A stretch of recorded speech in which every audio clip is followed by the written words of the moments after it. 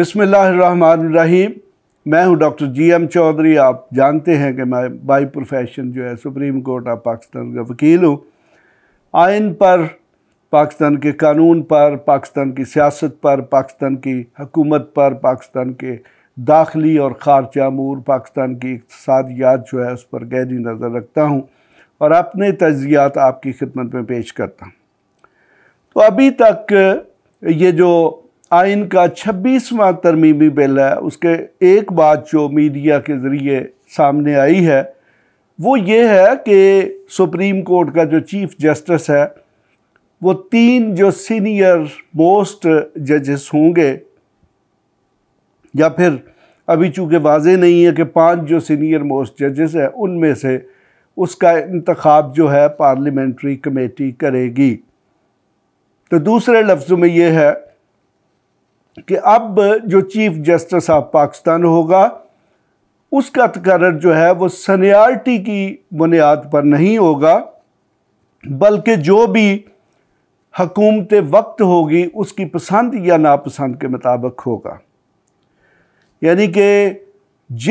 अगर फ़र्ज़ करें कि 3 जजों में से मुंतखब होना है या 5 में से होना है, तो जो उनको पसंद होगा, और यकीनन जजेस से हमारी जो इंटेलिजेंस एजेंसियां हैं या हुकूमत के लोग जो है वो मुख्तलिफ़ तरीक़ों से रब्ता करते रहते हैं, और फिर जो उन्हें मुनासिब मालूम होगा या जिसकी फ़ाइल इतनी भारी होगी कि उसको आसानी के साथ ब्लैकमेल किया जा सके तो फिर उसको चीफ़ जस्टिस मुकर्रर किया जाया करेगा, ताकि वो आसानी के साथ जो हुकूमत की डिमांड्स हैं या हुकूमत की ख्वाहिशात जो हैं उनको मद्देनज़र रखे और कोई ऐसी मुहिम जुई या एडवेंचरिंग काम ना करे कि जिससे हुकूमत या जो दूसरे हुकूमत करने वाले अदारे हैं उनको किसी किस्म का ख़दशा हो।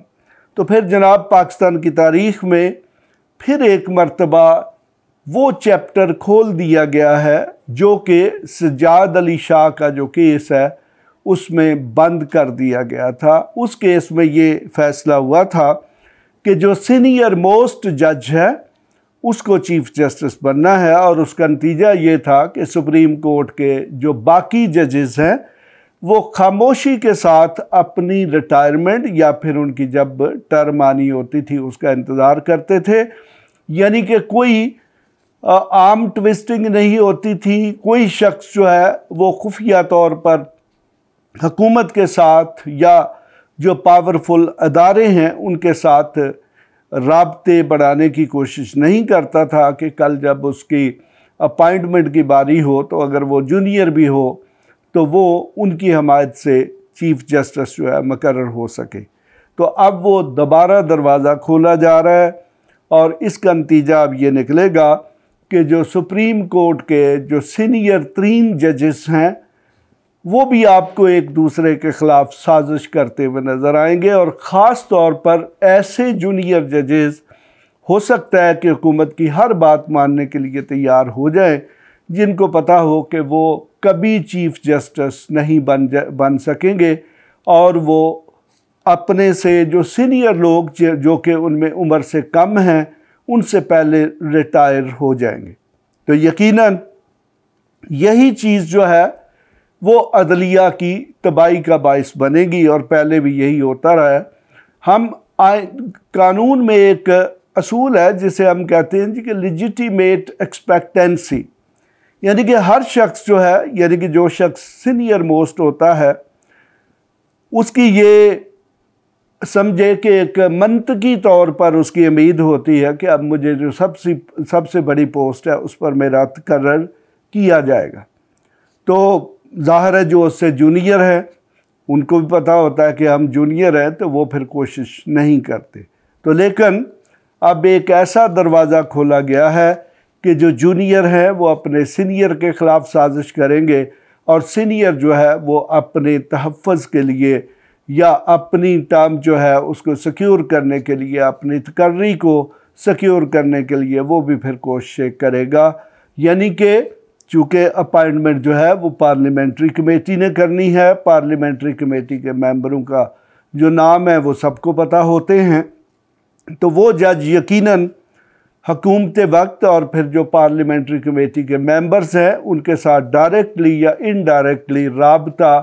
रखने पर मजबूर होगा, और उसका नतीजा ये निकलेगा कि जुडिशरी जो कि पहले ही पाकिस्तान की अदलिया जो कि पहले ही बहुत ज़्यादा कमज़ोर है, वो अब बहुत ज़्यादा कमज़ोर हो जाएगी, क्योंकि उसके जो जजेस हैं, ज़ाहिर है जो भी चीफ़ जस्टिस ऑफ पाकिस्तान है, फिर उसका हाई कोर्ट के जजेस जो हैं उनकी तकर्री के हवाले से, और सुप्रीम कोर्ट के जो जजेस हैं उनकी तकर्री के हवाले से बहुत अहम रोल होता है। तो यकीनन हर शख्स जो है, जो भी उन मखसूस तादाद में शामिल होगा, वो कोशिश करेगा कि वो किसी ना किसी तरीके से चीफ़ जस्टिस ऑफ पाकिस्तान अपना तकर्र करवा सके। यकीनन जब आप किसी से को फेवर लेते हैं तो उसके लिए फिर कुछ कंप्रोमाइज़ भी करने पड़ते हैं, कुछ समझौते भी करने पड़ते हैं। तो अब ये वक्त बताएगा कि हमारी जुडिशरी के साथ क्या होता है, लेकिन मुझे ये उम्मीद है कि जैसे ही ये अमेंडमेंट होगी तो फौरी तौर पर इसको सुप्रीम कोर्ट ऑफ पाकिस्तान में चैलेंज किया जाएगा, और ये फिर सज्जाद अली शाह केस जो है या फिर कुछ और चंद केसेस इससे पहले फुल कोर्ट सुप्रीम कोर्ट की डिसाइड कर चुकी है, उन असूलों की रोशनी में इनको परखा जाएगा। और हो सकता है कि ये जो सारी की सारी जो आईनी तरमीम है इसको भी चैलेंज किया जाए और इसको भी परखा जाए, और नतीजतन सुप्रीम कोर्ट ऑफ पाकिस्तान जो है इसको गैर आइनी डिक्लेयर कर दे, या आइन का जो बुनियादी स्ट्रक्चर है, यानी कि आइन का जो बुनियादी ढांचा है उसके ख़िलाफ़ डिक्लेयर कर दे और इसको ख़त्म कर दे। बहरहाल अभी तक चूँकि ये अमेंडमेंट टेबल हुई है, जैसे ये पास होगी तो फिर इसके बाद इसकी एक सेकंड फेज़ शुरू होगी कि इसका अल्टीमेट नतीजा क्या निकलता है, और इसके नताइज जो हैं उसको पाकिस्तानी सोसाइटी और पाकिस्तानी अदलिया जो है वो किन नज़रों से देखती है, क्या वो इनको तस्लीम करेगी या नहीं तस्लीम करेगी। मैं भी आपके साथ हूँ, आप भी सियासी या पार्लियामेंट में होने वाली जो मूवमेंट्स हैं उन पर नज़र रखें, और अपने ख़यालात जो हैं वो आप मुझ तक पहुँचा सकते हैं। अगर आपके ज़हन में कुछ सवाल होगा तो मैं उसका भी जवाब दूँगा। इसके साथ ही मैं इजाज़त चाहूँगा। खुदा हाफिज़। इस तरह की मज़ीद वीडियोस के लिए हमारे चैनल को सब्सक्राइब करें और घंटी के निशान को ऑन करें ताकि आपको आने वाली किसी भी वीडियो के बारे में अपडेट मिल सके।